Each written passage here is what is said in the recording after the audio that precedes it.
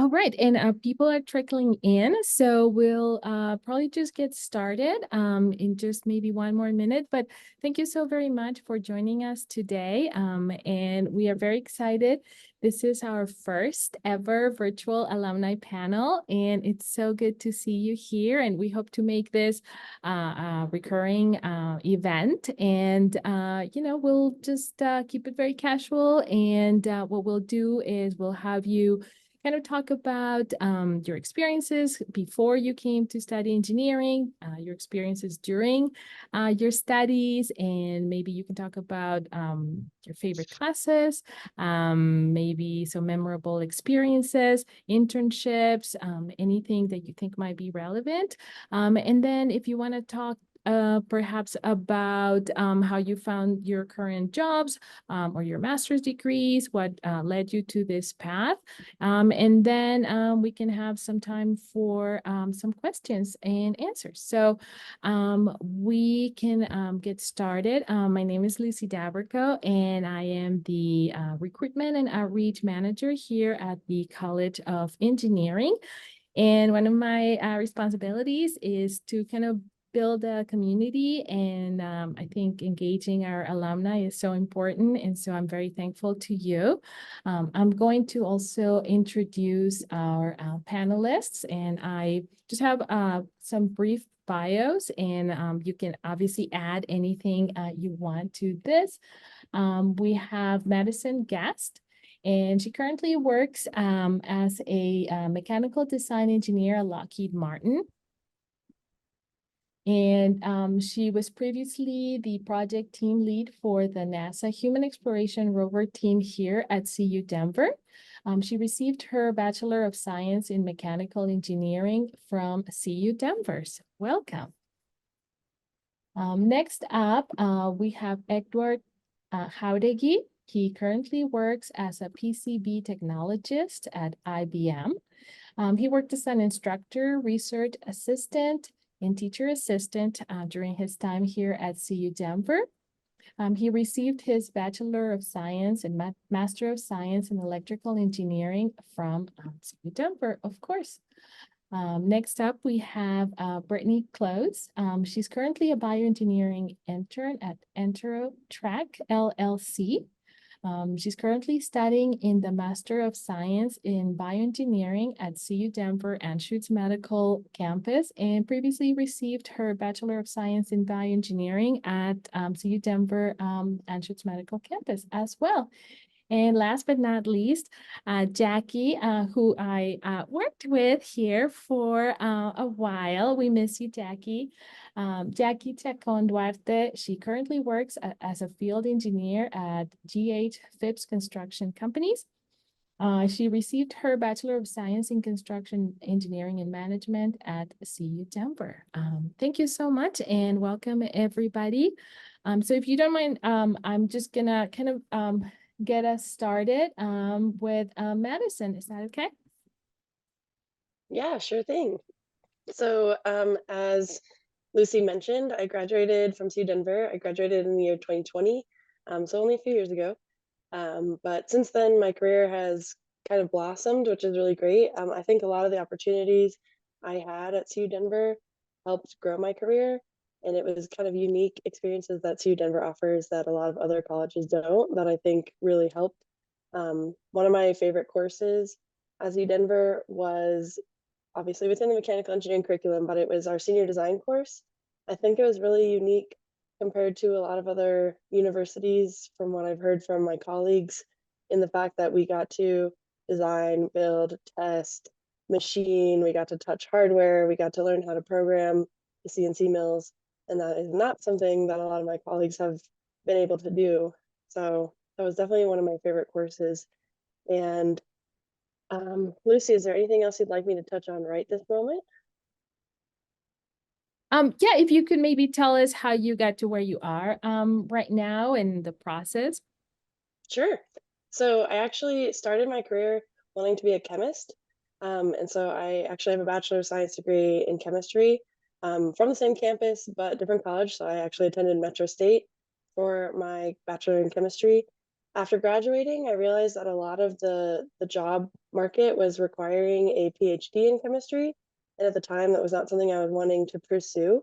So I was kind of looking at other job options, and if I added a engineering degree on, or at least had an engineering title within my bag of skills, I was thinking about going into petroleum because chemistry and engineering kind of pair well in that field. Turns out I liked engineering way more than chemistry, and I kind of flip-flopped my career, and now I only do engineering, and I wouldn't change it. I started my second degree kind of late in my career. I know it's a little untraditional, but I started my second degree at 26, and I graduated at 29. And so I'm a little bit of an untraditional student in that fact, but I don't think it's too late to ever do something that you really enjoy. So if you're starting to say like, oh, I don't know, maybe I want to switch to engineering or whatever, it's not too late. Do what you want to do. That's the most important part. That's great advice. And would you mind telling us about your current position at Lockheed Martin and what that process looked like? I'm sure a lot of students would love to work exactly where you are.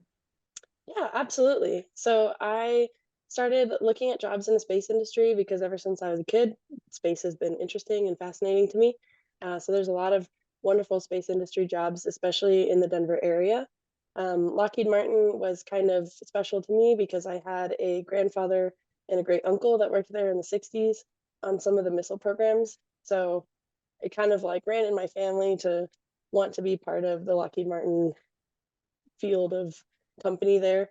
Um, but in order to get my job, I had to apply to a lot of positions.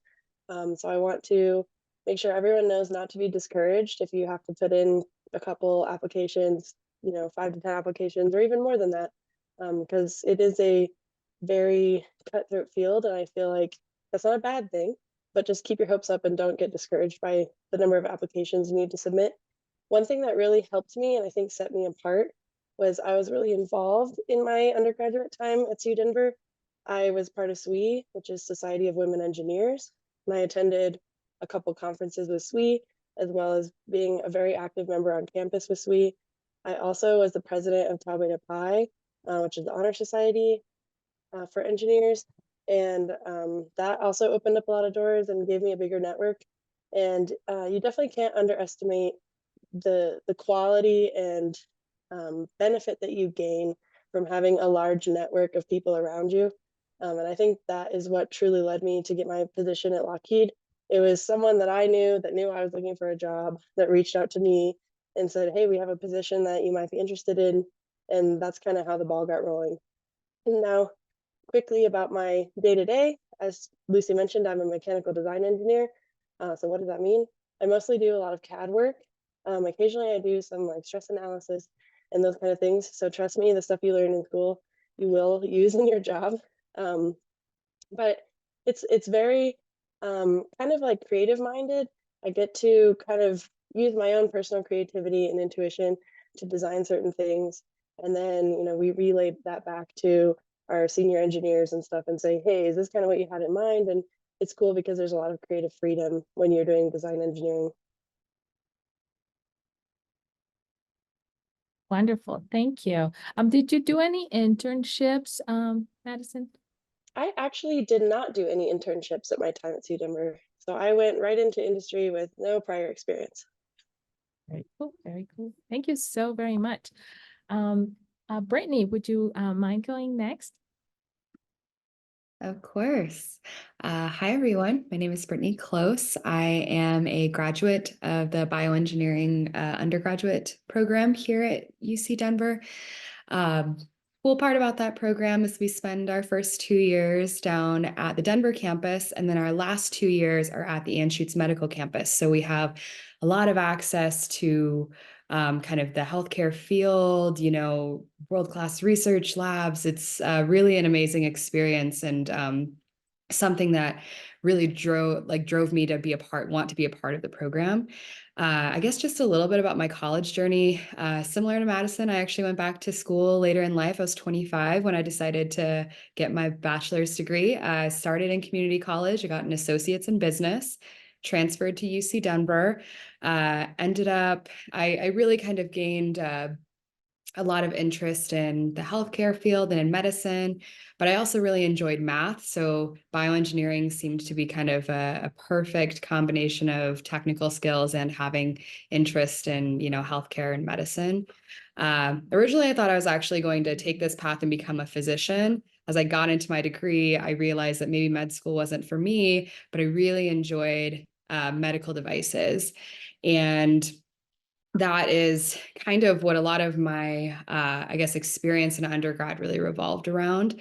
So as far as kind of my journey to where I've gotten as far as like jobs and different opportunities, um, I was also heavily involved in undergrad. So I always had some kind of work study position, usually working for the school. I worked for the registrar's office down at UC Denver for a few years, and then ended up working for the department for a while. I also was really heavily involved in a student org called BEEP, Bioengineering Empowerment Program, which is a student org that really focuses on bringing engineering workshops to students, high school, middle school, elementary students that are in either underserved or underrepresented areas, especially in engineering. And that's been a really great and great experience for me. And so, yeah, I think I'm going to kind of piggyback off of what Madison said of just your network is incredibly important. And that's one of the things that I really focused on in my undergrad is really doing as much as I could and being involved with as many people as possible, because I think that that has opened a lot of opportunity for me. I also am part of the BSMS program. So I got my 4-year degree. And during my senior year, I also was working on the first year of my master's program. And so it was kind of a nice way to accelerate the process. And so I'm in my last year of my master's program now. I should be graduating in July. So I'm very excited about that. And my thesis work is really around taking a current medical device that's already used clinically and seeing if there's a way that we can take that device and use it for something else. So use it for either a different disease or collecting something different, and then looking at the business side of what it takes to, take that medical device and actually get it into clinic and pretty much commercialization. So super interesting, very exciting. I'm really excited to finally be kind of coming to the end of my school journey. Um, and then sorry, Lucy, what other questions did we have? No, that is fantastic. And what you're doing right now, you're interning. Could you tell us a little bit about that? Absolutely. So I got an internship by, we have he's actually the founding chair of our department, is kind of this serial entrepreneur and has a startup company, and came into one of my classes junior year and said that there was an internship opportunity with his company. And so a few of us interviewed, and then it was kind of silent for a few months. So I stayed pretty persistent and continued to email and say I was really interested in the position, and ended up getting an email back and having another conversation, and got offered an internship with a med device startup company. And the great part is that that internship actually, as of the 1st of this month, turned into a full-time offer. And so I signed my contract for that, which is really great. And so, I'm obviously incredibly thankful to have had an internship. I had a great experience in my internship, and now I get to work there full-time as a regulatory affairs and quality assurance engineer. So very excited to, continue on with the company. And yeah, interning was a really crucial part of my undergraduate experience.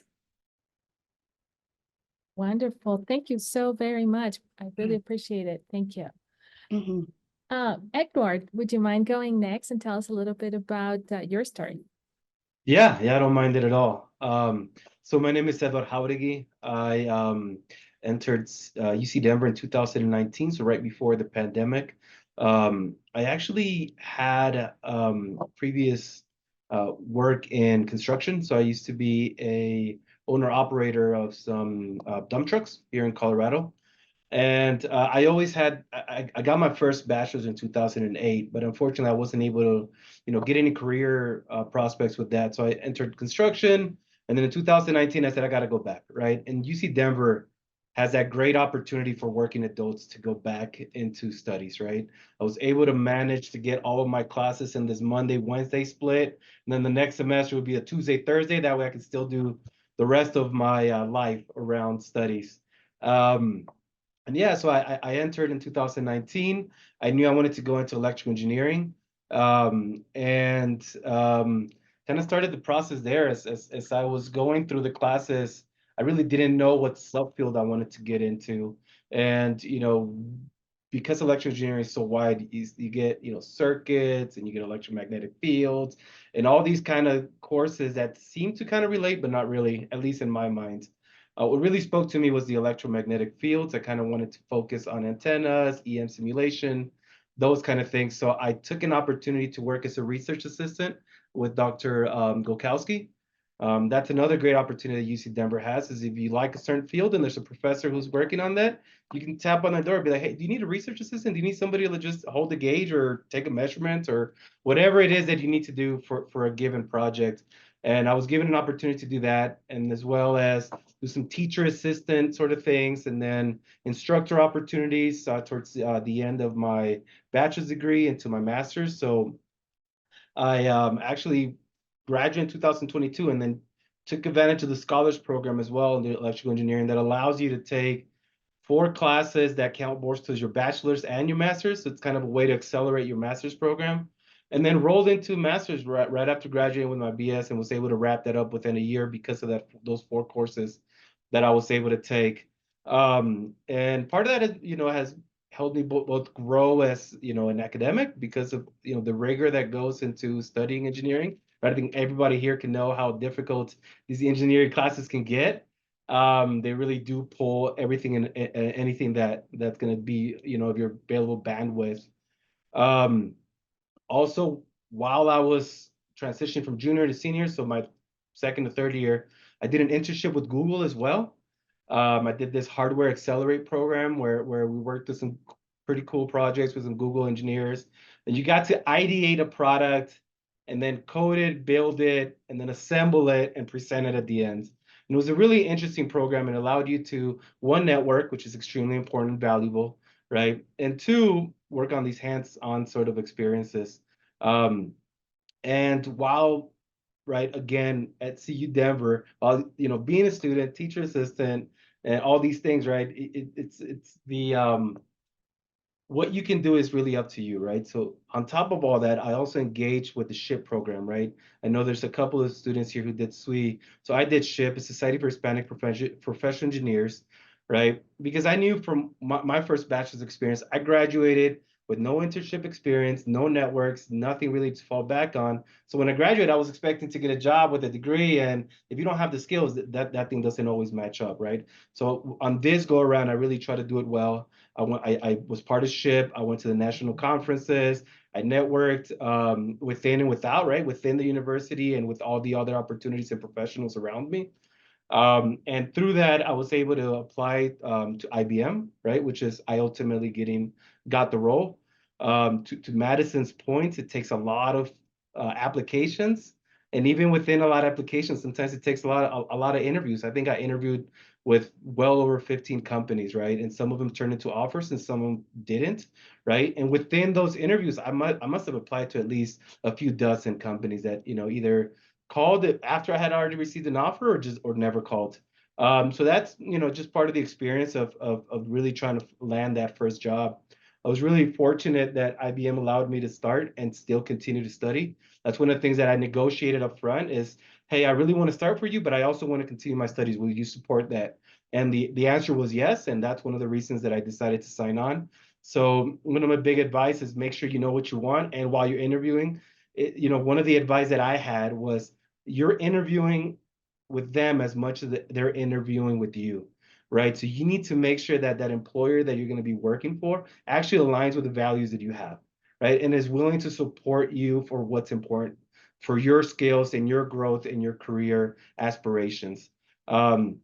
fortunately, I was able to do that, right, through some of the interviews that I would have, right?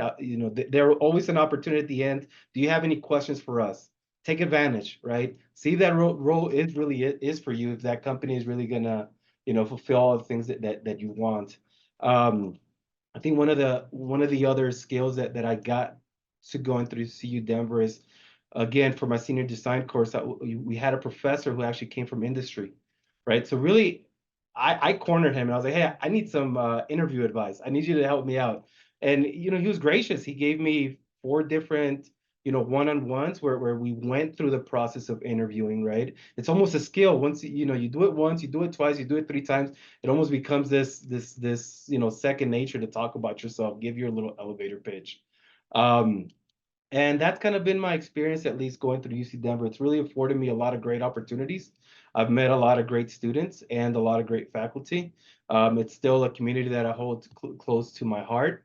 As I now, entered the workforce and I'm looking to ways to expand my career, it's really those network opportunities that allow you to really open the doors, right? Once you get to your career, there's 2 big terms that I learned, and one is mentors and the other one are sponsors, right?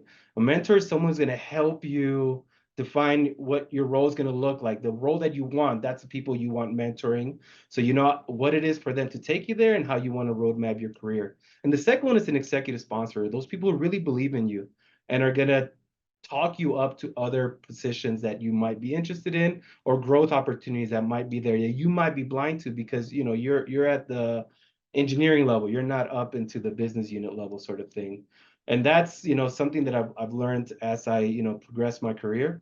And it's something that I want to share with whoever is able to listen to this recording. But it's really been a life-changing decision to go back to school, to go into engineering, and taking advantage of all those opportunities, and now sitting here at the Denver Curtis office doing some really interesting things, right, from a day-to-day perspective. That is fantastic. Could you share a little bit more about what you you just alluded to your day-to-day at your current job at IBM? Yeah, so I'm the rock card PCB technologist, rock card technology. So I work with the PCBs, which is the printed circuit board, right? That is part of every single computing system within IBM, right? Whether it's a test vehicle or enterprise level, right? And there's a big broth of complexities within it. How many layers are going to go? I help both define the cross sections across our portfolio, daily interaction with our rock hard vendors to make sure that they're actually building what we need them to build, and aligning our development process with manufacturable and realizable designs. And it's a daily communication with internal development teams, external suppliers, right? And also helping understand where the industry trends are going to go, what's beneficial to IBM, and where we need to step in to guide the industry to kind of align to our processes. Excellent. Thank you so very much. Yeah. And Jackie, and I love that you're at work and wearing your vest. That's super cool. Could you share with us a little bit about what brought you to CU Denver and any advice you have for students, and also how you got to this awesome job you now have? Yes, I don't know if my camera stopped working. Can you guys see me or did my camera stop working? No worries. Yeah, we can't see you, but we can hear you. Oh, okay. I don't know what happened to my camera, but hi guys, my name is Jackie. Wait, see now, but I go by Jackie, and oh, there it goes. Oh, and it froze again. But my name is Jackie. I graduated, like Lucy said, with the Bachelor's of Engineering, Bachelor's of Science in Construction Engineering and Management. I did 2 internships during my time at CU Denver. I did 2 internships during my time at CU Denver. I also, like somebody else had said, I think Brittany or Madison maybe had said also about being very involved in school. I actually started AGC, or student chapter, on campus for the construction management program. And that was terrifying, but it actually really paid off very well, because I was able to make really great connections, like everybody has alluded to, right? The network that you create while you're in school goes a very, very long way. Um, it I think it was very easy for me once I actually got towards graduation to figure out where I wanted to work based on my previous experiences at my internships, and kind of I already knew what I wanted to work in. Um, I also did so, but I actually did not start off in engineering. I started off biology pre-med, and then I hated all the science, and then I went to architecture, and I hated that it was just designing, and I feel like I had no further purpose. I was just drawing and creating stuff. Um, but then I kind of had to sit back and think about why I wanted to do biology pre-med to begin with, like why when I started school, and it was because I wanted to help people. So then I just kind of had to apply that thought and be like, okay, well, how else can I help people with the skills and things that I like? And I think ultimately I grew up in construction. My parents grew up, I grew up helping my parents, whatever they were doing. Um, and it was just very easy for me to connect with construction. As soon as I switched to construction management, I became like a straight A student. It was just something that I enjoyed. It was easy for me to learn, and I actually ended up making some of my best friends from college in my program. I was very involved. Our professors, like, I would text my professors, like, we were that close, where it was like, hey, like, I'm so sorry, I'm not coming in today. It didn't have to be as much as an email, right? Because our program was that small and that, like, community based, right? I also got to do travel with the university. We went to Reno to the Associated Schools of Construction competition. I got to do that 3 years. One year was COVID, so I actually had to stay. We had to do it on campus, but I got to be a captain on the last 2 years that I did it. Um, and it was a very rewarding experience. We did not win, but this year it sounds like some of the students actually placed. So it's very, it was an awesome feeling, you know, knowing that something that we started off actually became um, a fundamental part of a program, even now with once we're graduating. And like Lucy said, I'm a field engineer at GH Phipps Construction Companies. I interned with them um, for I want to say 7 months, um, and then after that, I became a full-time offer. So yeah, my roles as a field engineer, my kind of every day to day is I get to walk around the job site and really make sure that everything is built per plans. Or even sometimes when the plans are wrong or something, the architect and the engineers didn't coordinate something, I'm kind of that bridge to be like, okay, you're gonna go here, you're gonna do it like this, and that's kind of how we make all of a 2D drawing come into life. My first job at a college was actually an MSU brewing lab. We did a brewing lab for them on campus, and then I got to work on the Broncos Stadium Club. So that was actually really awesome. I've been awarded some very nice projects, and now recently I've been out at the Denver Central Library for the last 8 months, and it is going to be an amazing library, an amazing space for all this community. And I guess that just really ties back in with helping people. I figured out that in creating spaces, I would be helping people in a different way. And honestly, leaving this job like now, 8 months later, I see how it's gonna help people, and it's gonna improve my community. So yeah. Thank you. That's wonderful. And I love what you said about, you started with one program and it wasn't a great fit. You switched to another one and then it wasn't a great fit. And then you found something that you absolutely love. And I think that's something that a lot of prospective students ask. They always ask, well, I'm not 100% sure, or am I gonna like this program versus another one? So I appreciate you sharing that. Thank you so very much. We have, a few people who have joined us, and we're recording this, so we will definitely share this with a lot more people. Does anybody have any questions? You can either put them on the chat, or you can just go ahead and ask any questions.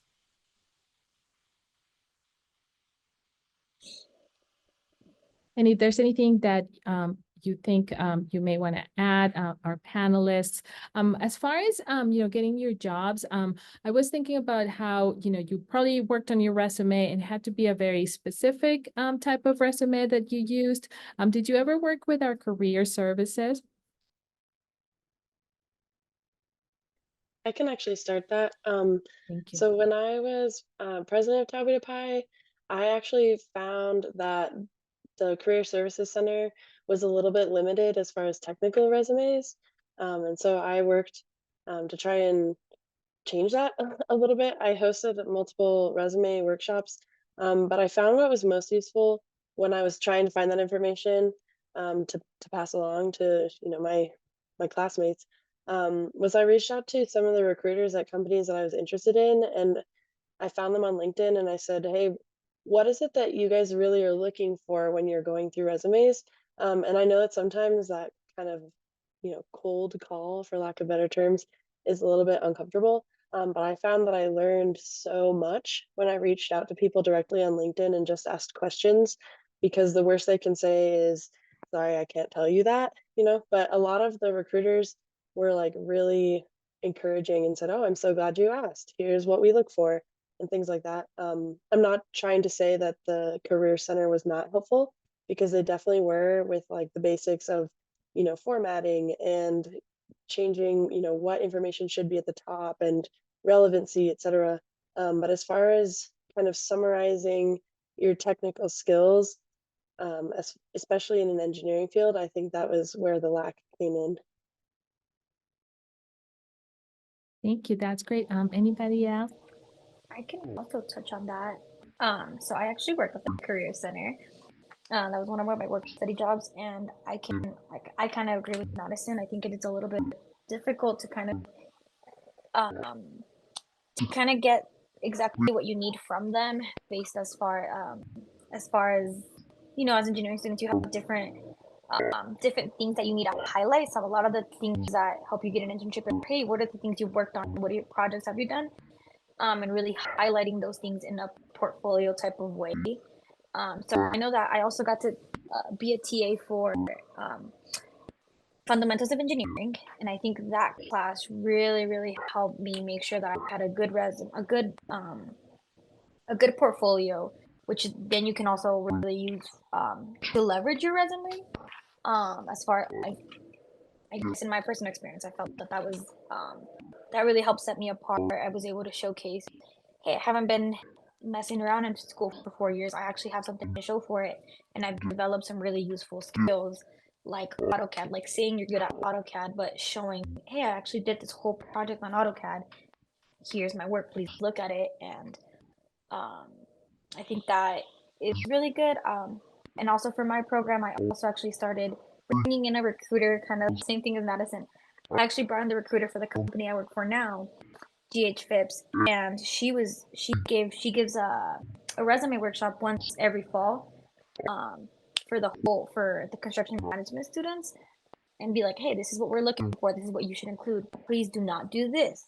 And like all of those things that sometimes nobody tells you, but recruiters, like, that's what they deal with every day. So they're really your best feedback for stuff like that. Hi, Jackie. Sorry to interrupt. This is Annie Bennett. Question for you. When you did that, when did you take the fundamental of engineering course? Did you take that when you were a junior or younger? I'm just trying to figure out when you really kind of felt like it helps you with your resume. I took it my freshman year in the spring term. So I actually had courses to put on my projects to put on my portfolio. Beautiful. And the reason I ask is because we're always trying to find out if our curriculum is current, and you just reemphasize that. So thank you very much.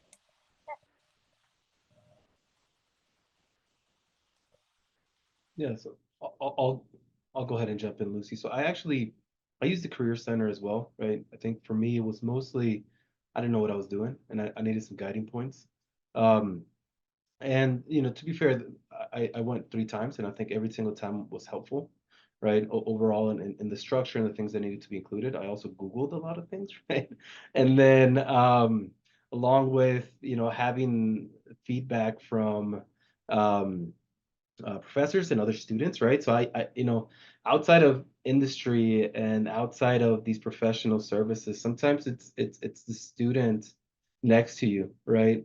I took advantage of the fact that I knew, because of the mixed kind of classes that I had, I knew some seniors and graduate students who I would be like, hey, can you look at my resume, see if it makes sense? Because I knew that they had already gone through the exercise a couple of times, right? And it's that continual feedback that helps. I think resumes are a living document, right? As you take new classes, you want to highlight different skills and or you're targeting a specific position, right? That's something that you continually look for. I mean, I remember in my folder, I think I had over 30 versions of my resume, and it was the same format, it was the same overall structure, but the things that I would highlight would change depending on the requirements for the position, right? So another thing is career fairs, right? I think there's a mix. I think there's a mixed feedback from students about the engineering career fair. So people say, well, there's not any company that I'm interested in working. Why would I go, right? And my response to that is always, that's a perfect company you should reach out to, especially if that's the first company you're going to reach to, is reach out and talk to people for a company that you might not be interested in, because that's where you take out all the little jitters. That's where you're able to make mistakes and come in nervous and look completely off base, because it's not gonna impact your employability with that person, because you're not really interested in being employed by that company anyways.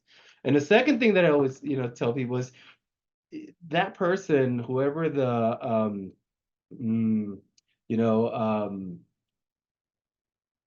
what's it called? Skills acquisition person. I forget what their names are, right? They're not going to be at that company forever, right? They might switch 2, 3 years down the line to a company you are interested in. And if you already have that connection and that network and they already know you, right, you might be able to ping them 2, 3 years from now and say, hey, I see that you're working for this other company. Do you think I have any skills that might align to some of the positions that you have, right? Again, this goes back to networking. It's always be out there. Talk to as many people as you can, even if you're not interested in a role at a company. It's always good to meet other people, because you never know, you might be surprised, right? I never knew I was going to be working in computers. In fact, I took a computer architecture course and slept through the entire thing, and now that's my bread and butter is computer systems, right? And it's another, it's a steep learning curve that I had to take on. But as long as you're willing to learn and open to different opportunities, you'd be surprised by the people that you meet and the opportunities that arise, right? That's wonderful advice. Thank you. Thank you so much. Brittany? Yeah, I can kind of talk about also, I didn't personally use career services. I will say, I think being on the Anschutz campus, we feel a little disconnected sometimes from some of the services that we have down at Denver.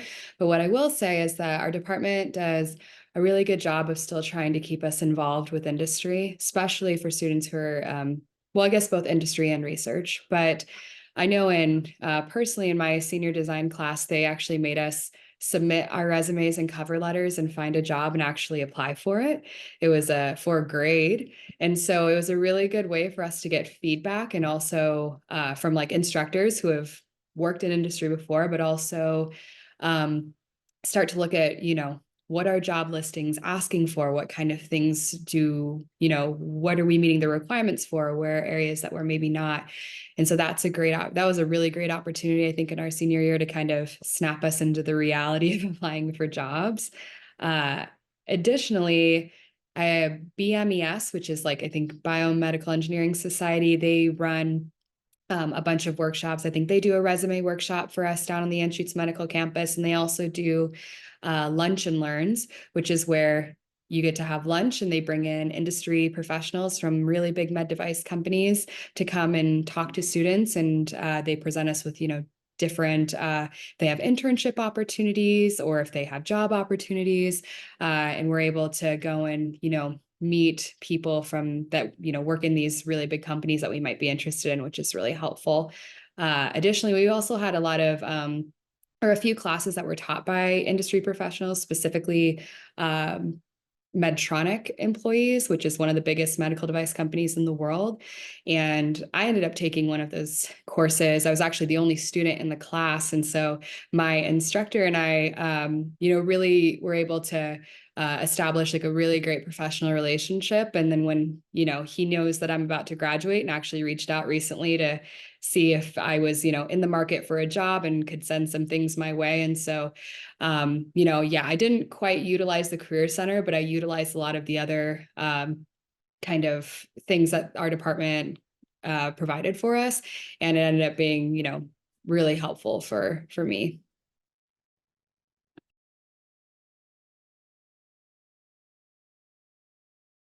Wonderful. Thank you so much. I'm taking notes because I'm definitely going to use some of these ideas, for our students and recruiting events, lunch and learns, and, all these wonderful things that you guys are sharing. Does anybody else have any other questions? Thank you. And, this is our first one. Hopefully we'll be able to do a lot more and, we'll definitely, try to get